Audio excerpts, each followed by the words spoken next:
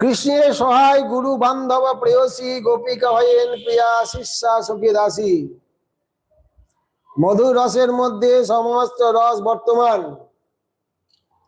শান্ত দাস্য সখ্য বাৎসল্য মধুর, পাঁচটি রসের আশ্রয় হলো মধুর রস।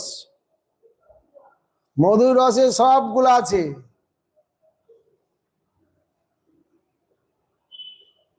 তাই এই শ্লোকে বলছেন কৃষ্ণের সহায় গুরু বান্ধব প্রেয়সী গোপিকা হয়েন প্রিয়া শিষ্যা সখী দাসী।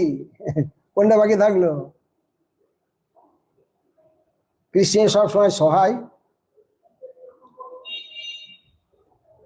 তারা গুরু বান্ধব প্রেয়সী প্রিয়া শিষ্যা সখী দাসী।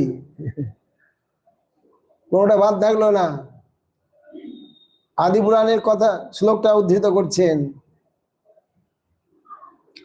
সহায়া গুরুব শিষ্যা বুধিষ্যা বান্ধবা স্ত্রিয় সত্যং বদামিতে পার্থ গৈপ্য কিং মে ন ভবন্তি। হে অর্জুন, তোমার নিকট সত্য করিয়া বলিতেছি, গোপিকারা আমার কি নয়, তারা আমার সহায় গুরু শিষ্যা ভোগ্যা বান্ধব এবং স্ত্রী হয়েন।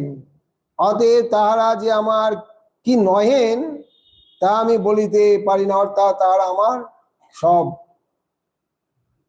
সব রকম সেবা তারা করে।